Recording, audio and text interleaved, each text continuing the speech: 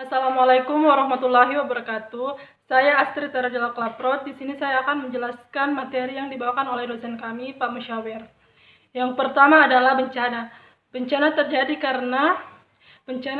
karena faktor alam dan faktor manusia.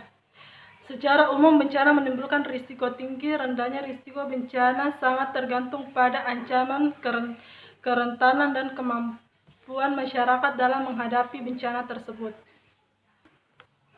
Adapun risiko, suatu peluang dari timbulnya akibat buruk atau kemungkinan kerugian dalam kematian, luka-luka, kehilangan, dan kerusakan harta benda. Gangguan kegiatan mata pencaharian dan ekonomi atau kerusakan lingkungan yang ditimbulkan interaksi antara ancaman bencana dan kerentanan.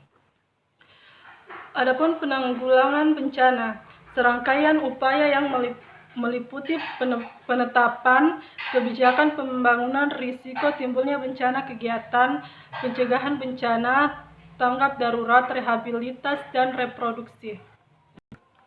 Adapun bahaya, yaitu hazard, suatu kondisi secara alamiah maupun karena ulah MC yang berpotensi menimbul kerusakan atau kerugian dan kehilangan jiwa MC, yaitu bahaya berpotensi menimbulnya bencana.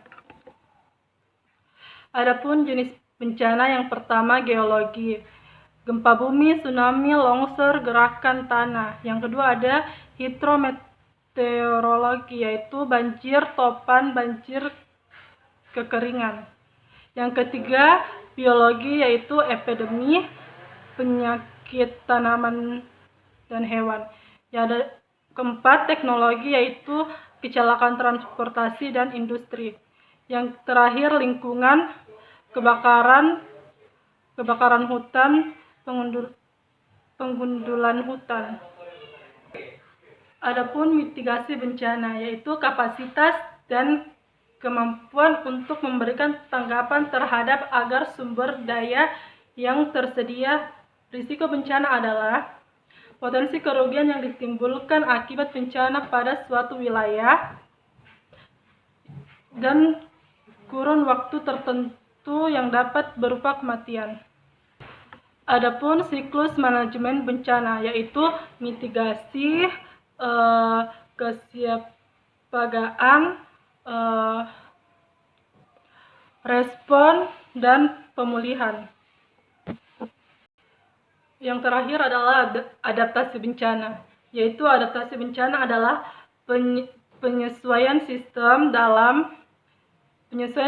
alam dan manusia terhadap stimulus bencana dan nyata atau yang diharapkan tidak ada dampak-dampak yang menyebabkan kerugian atau mengeksploitasi kesempatan yang memberi manfaat. Adapun pengelompokan bencana. Bencana alam merupakan bencana yang diakibatkan oleh peristiwa atau serangkaian peristiwa yang disebabkan oleh alam, antara lain berupa gempa bumi, tsunami, gunung meletus. Bencana non-alam merupakan bencana yang diakibatkan oleh fenomena non-alam, antara lain berupa kegagalan teknologi, kegagalan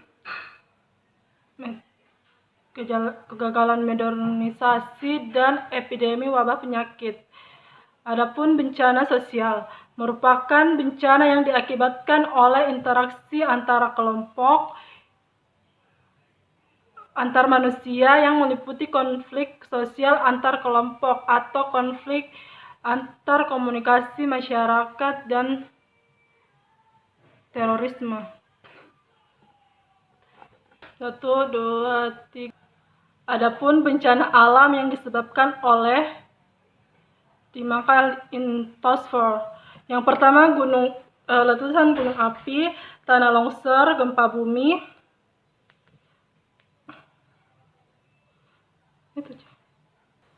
Itulah hasil diskusi saya. Semoga bermanfaat bagi kalian semua. Wassalamualaikum warahmatullahi wabarakatuh.